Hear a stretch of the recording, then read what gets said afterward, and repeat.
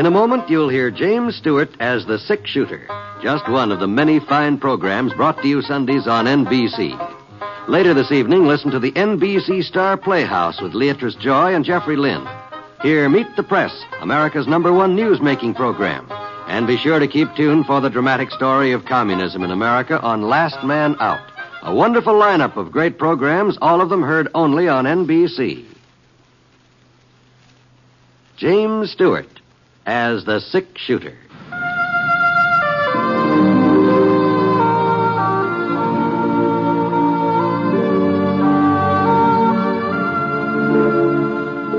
The man in the saddle is angular and long-legged. His skin is sun-dyed brown. The gun in his holster is gray steel and rainbow mother of pearl. Its handle unmarked. People call them both the Sick Shooter.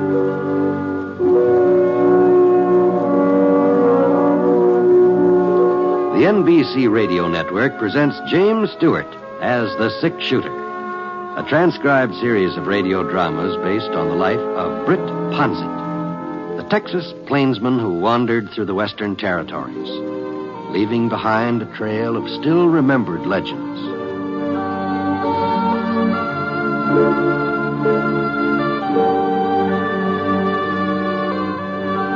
It had snowed during the night, a thick, wet snow that bowed the pine trees and banked over the pink boulders, turning them white. I found myself lying under a good, heavy 6 inches of it when I woke up. Gee whiz. Old Scar, he looked like a white-whiskered burro over there, standing beside what was left of the campfire, trying to shake himself dry. All right, take it easy, boy. Just wait till I get the fire started again. The wood I'd gathered up the night before was pretty wet, so I got a hand axe out of my pack and I headed over toward a little hill about a quarter of a mile away. Since the wind had been from the north, I figured some of the brush on the far side might still be dry enough for burning. Yeah, it wasn't very easy climbing. A couple of times I went in and way over my knees. But the snow was already beginning to melt fast, even though the sun hadn't splashed into the sky yet. And that meant we'd be able to start off in an hour or so. By then, the stuff would be thinned down to mostly mud and water. I hit the crest of the hill and looked around. The south side sliced away at a good sharp angle, and the ground was fairly dry. I spotted a couple of dead oak saplings lying on the ground about 10 feet below me. Seemed likely they'd catch fire without too much trouble. I was kind of surprised to find oaks growing at this altitude. Even so, I thought, there's some bothering Scar. Probably a jackrabbit or squirrel or something. They sure was making a lot of racket. Wasn't like him to get upset unless it...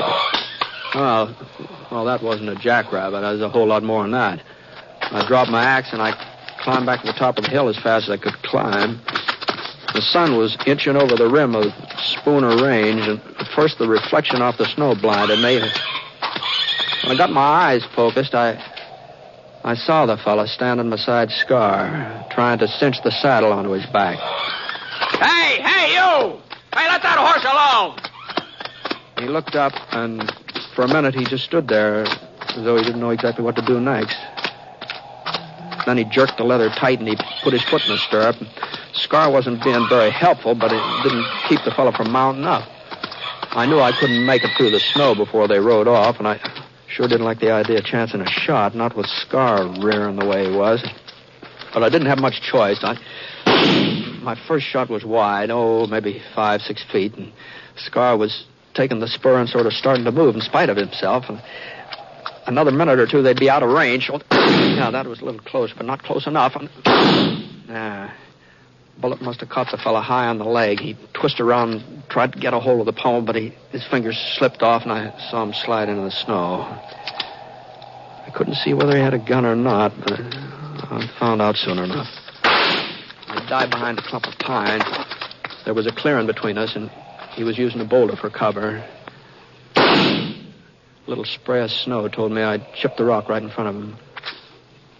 I waited for him to answer my fire, but there wasn't a sound from that side. Maybe he was just waiting, too, hoping I'd get anxious and come out in the open. Well, I wasn't going to be that obliging. Yeah, he still didn't answer. I reloaded my gun. I edged over to the right. If I could just circle without him seeing me, maybe I could come up behind him. About 20 minutes later, I managed to skirt around the clearing. He was up front of me now, just a couple of boulders away. Got up on my haunches and I charged. And then I saw why it had been so quiet. He was sprawled out face down on the snow, staining it red. It wasn't just his leg that was doing the bleeding either. There was a bullet hole in the small of his back, and the piece of cloth fastened over it had come loose. His gun was lying beside him, within easy reach. I picked it up. There was still one bullet that hadn't been fired. He started coming to, and I eased him over on his side, and his eyes kind of half opened, and it's just like his lids were too heavy for him to rise all the way. I stole a lot of things in my time, but I ain't never been a horse thief before. All right, you better take it easy. What's the difference? I'm not gonna pull out of this anyhow. I guess I'm lucky. Dying here's a whole lot better than being caught. I always said they'd never hang me. All their rewards, wanted posters, just wasted time. I told them they'd never hang Ace Tressler. Tressler? You heard of me, ain't you? Yeah. Yeah, I've heard of you. Everybody's heard of Ace Tressler. One way or another.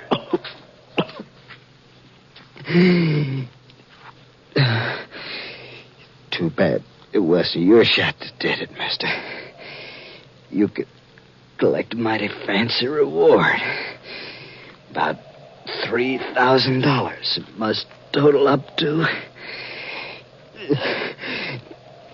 And that's not counting yesterday. Yesterday? Stage depot. Over to Sunset.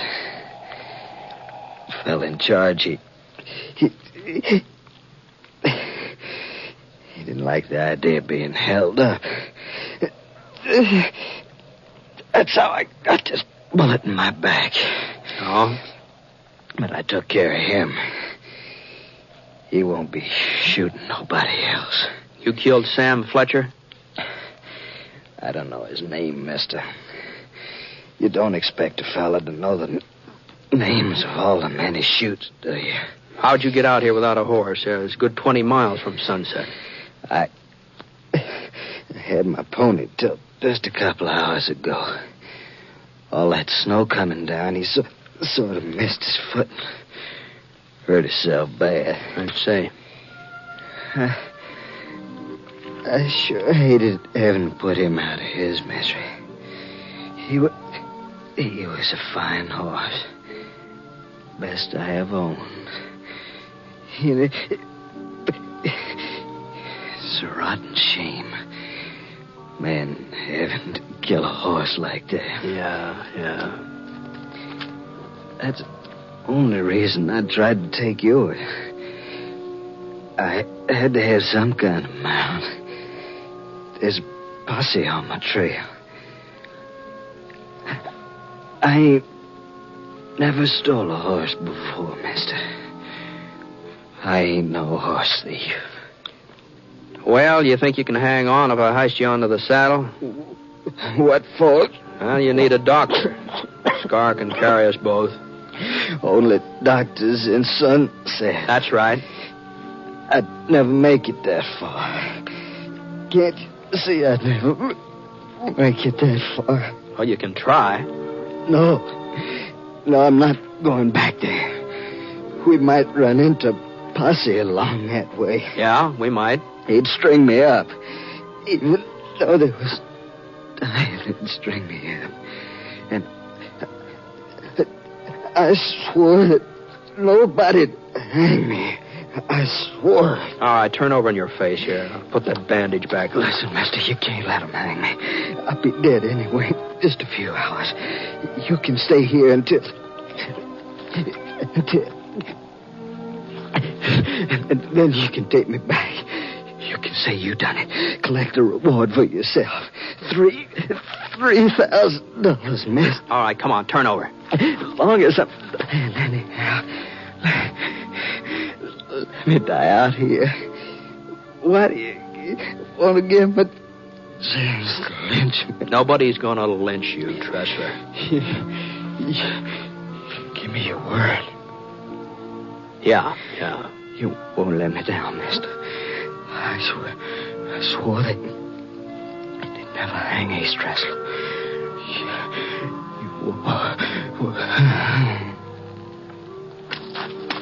He passed out again. But he was still alive, still hanging on by a thread. I managed to get a couple of makeshift bandages fastened onto him. The bleeding seemed to have let up a little. His leg wasn't hurt too bad. The bullet just sort of went through the flesh, and it didn't look like it had broken anything. But the wound in his back, that was more serious. As far as I could tell, the bullet had just gone all the way into his chest. I picked him up, and I laid him across Scar's back. Then I looped a rope around his body and tried to fix it so that he wouldn't slide around too much. It wasn't going to be a very comfortable ride, but as long as he was unconscious, I wouldn't know it. All right, let's go, boy. Come on. We weren't able to make very good time with Scar carrying both of us through all that slush. It was almost 2 hours later before we came to the main Sunset Trail. And just as we turned on, I spotted the posse. At least what I figured was the posse. 5 men loping along toward us from the east. Doc Prince headed the procession. He was the local dentist. And I recognized Ty Barstow and Frosty Ender right behind them. 2 boys bringing up the rear. I didn't look familiar. They'd probably moved into Sunset since the last time I was there. Whoa, boy. Whoa. Whoa, boy. Well, howdy, Britt. Hello, Doc. Well, boys, what'd I tell you? I said he was Britt Ponsett. Yeah, that's right. Yeah, Easy, girl. Easy. I'm pleased to meet you, Mr. Ponsett. I'm Cliff Slauson, and this here's Harv North. How are you? Hi. Yes, I recognize you the minute you come into sight. I said, there's a 6-shooter, I said. And I guess there's nothing the matter with my eyes. Appears like you're carrying quite a load, Britt. What happened? It's Art Tressler. Huh? Tressler? No. Well, I'll be doggone. Let's see here. Yes, it's him, all right. Leastways, it sure looks like them pictures on the posters. Well, if that don't take their cake. This neighborhood's getting to be a real outlaw's haven, I reckon. Well, maybe they'll change their mind about hanging around after they find out what happened today. Yeah, we've done a pretty good job of taking in the welcome mat. Pretty good. If you ask me, we set a record. With Ponsett's help, of course. Oh, you boys didn't need any help from me. You would have found Tressler yourselves before very long. Well, what are you talking about, Britt? We didn't have the faintest idea he was in these parts. Sure, we were already on our way back to town. You mean you weren't looking for him? Of course not. Well, what are you doing out here, then? I thought you were a posse. We are a posse, but we were hunting George Revitt. Rabbit? Yeah, you remember him, don't you? Robbed Phil Jeffers' general store a couple of years back.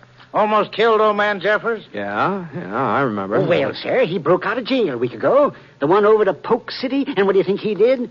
He headed straight for Sunset, and he tried to pull another robbery. Yeah, only this time he did kill Sam Fletcher while he was at it. Now, just hold on a minute here, boys. Now, you're trying to tell me that you're looking for George Revitt, and that you think he's responsible for the robbery at the stage depot last night. Think? We know it, Britt. Of course we do. But we ain't looking for him anymore.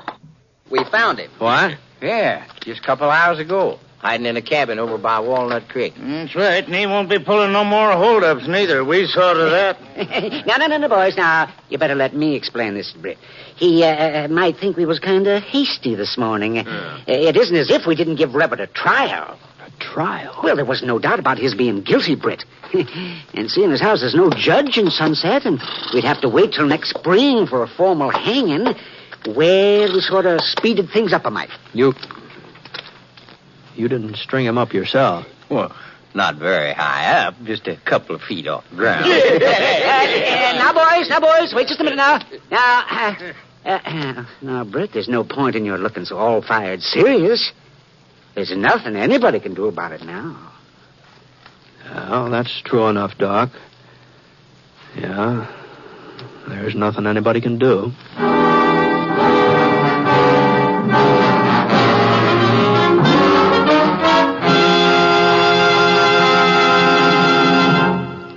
We'll return to James Stewart as the six-shooter in just a moment. Now, hear this. Within the next 20 seconds, a fire will break out somewhere in the United States. Lives may be lost, property damaged, homes or buildings destroyed. There are 4,600 fires in America every day of the year. They kill 11,000 persons and disfigure or severely burn thousands more. The unfortunate part of this picture is that most of these fires could be avoided. For example, 90% of all fires that start in the home can be traced to human carelessness. By obeying a few simple rules of fire prevention from now on, you and I can protect our homes and our families from this devastating menace. Rule 1 is, don't smoke in bed or discard lighted cigarettes carelessly. Rule 2, go through your house and clean out old newspapers, magazines, and other inflammable debris. Rule 3, promptly repair defective wiring as soon as you notice it. Fire won't wait until tomorrow. Rule 4, use only those cleaning fluids which will not burn. And last but not least, be careful with matches. Keep them out of the reach of small children. Remember, it doesn't pay to gamble with fire. The odds are against you every time.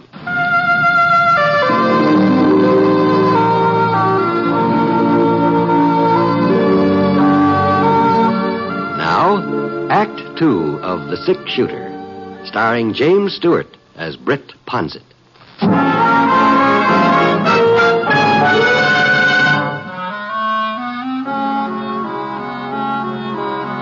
Well, I just didn't know what to say. Hayes Tressler hadn't been lying when he told me about robbing the depot and shooting Sam Fletcher. A man doesn't confess to something like that when he thinks he's ready to cash in, no. And as for George Rabbit, he caused folks trouble ever since he was a kid. He'd been mixed up in all sorts of gunfights, too, fights that usually ended up with somebody else dying. But he hadn't killed Sam Fletcher. That's one thing he hadn't done. Well, looks like Tressler's still with us. Yeah.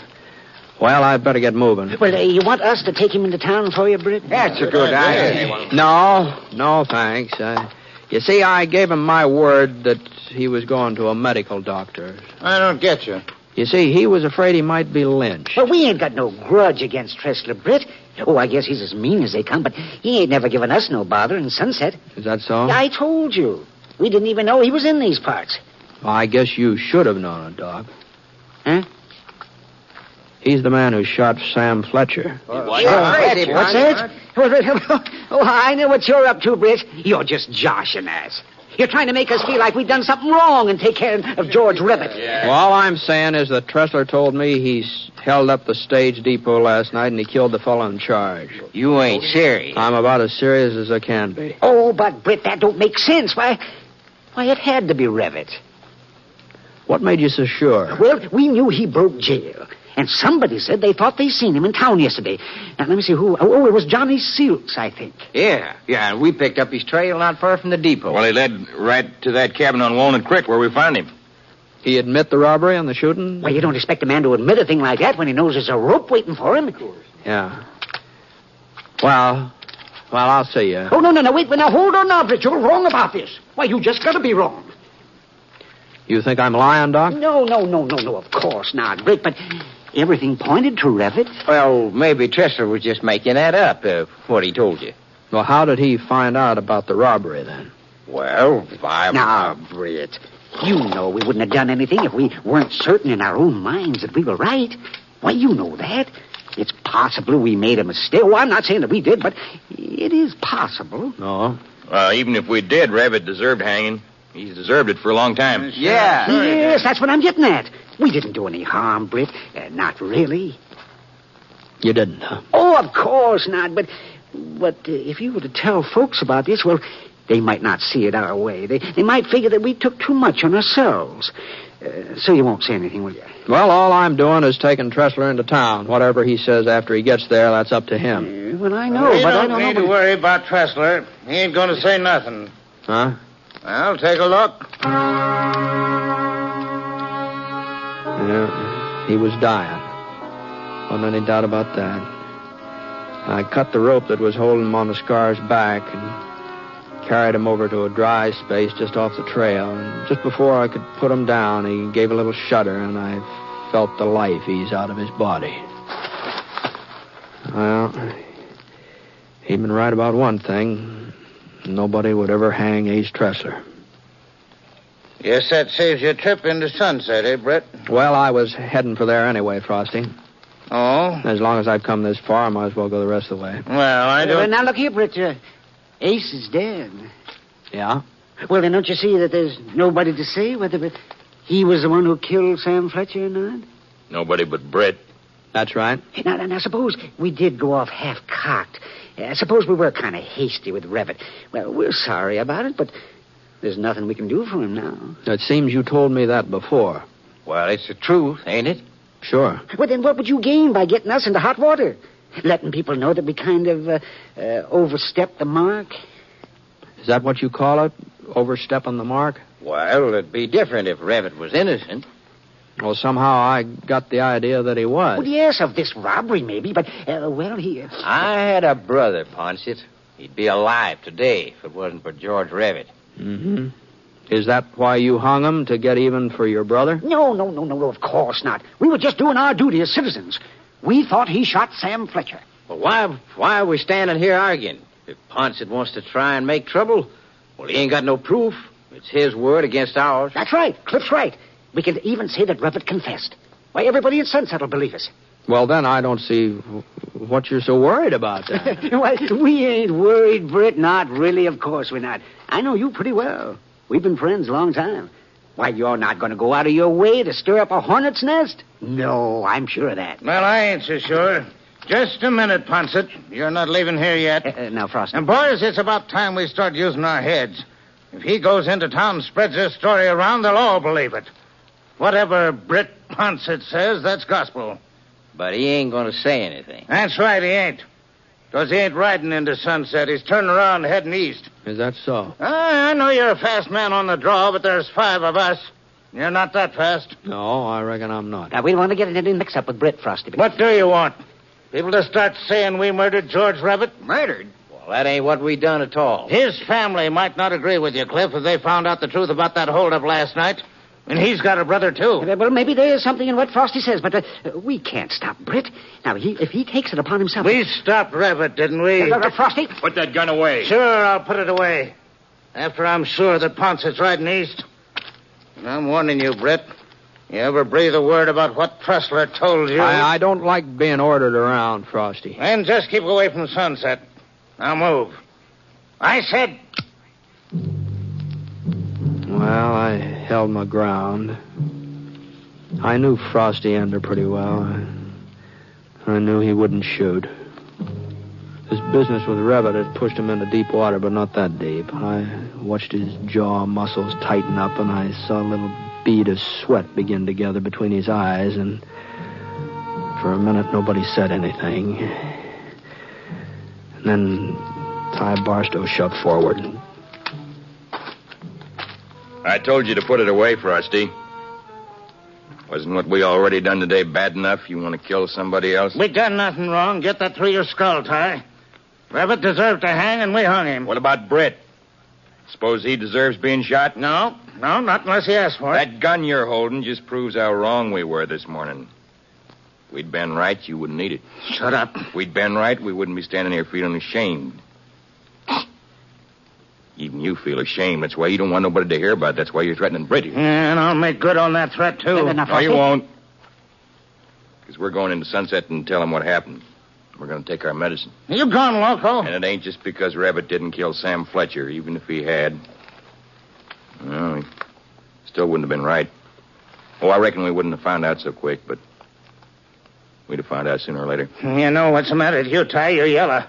You got a streak a yard wide down your back. You were just as anxious to string up Rabbit as the rest of us. Things didn't turn out the way you figured. Yeah, that's true enough. Yellow, that's what you are, clear through. You've got the gun, Frosty. You can stop me if you want to. Doc, you coming along?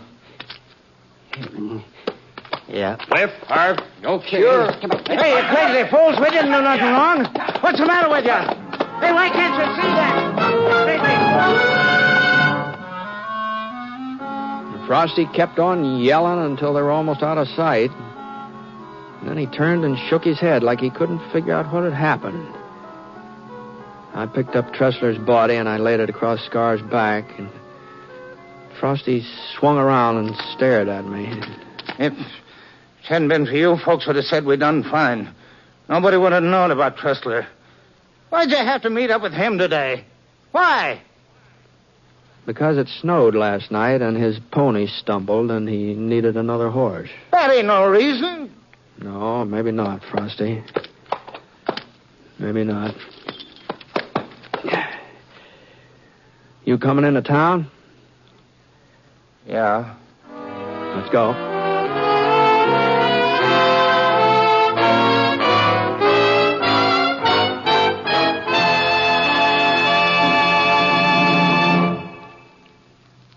$50,000 trained nurses are needed now, today. Nurses to serve humanity in hospitals and private duty, in teaching and research, in the Veterans Administration and the Armed Forces. And although a nurse's training means a thorough professional education at far less expense than 4 years of university, it offers a curriculum which includes such fascinating studies as psychology, sociology, and chemistry. And upon graduation, the student becomes a registered nurse and in some schools obtains a Bachelor of Science degree as well. These, then, are the facts of a nursing education. The need has never been greater. The opportunities for a vital, useful career have never been finer. For further information, we suggest that you contact your nearest hospital.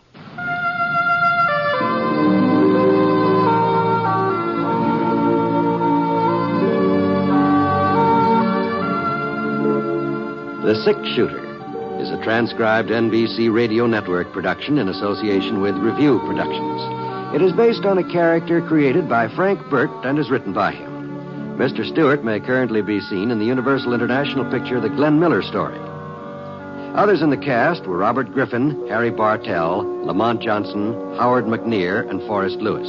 Special music for this program was by Basil Adlam. The entire production is under the direction of Jack Johnstone.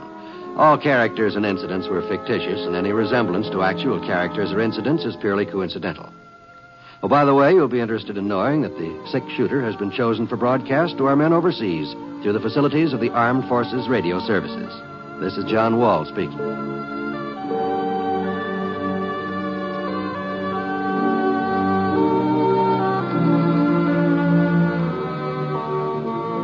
Tonight, listen to Sunday at Home on the NBC Radio Network.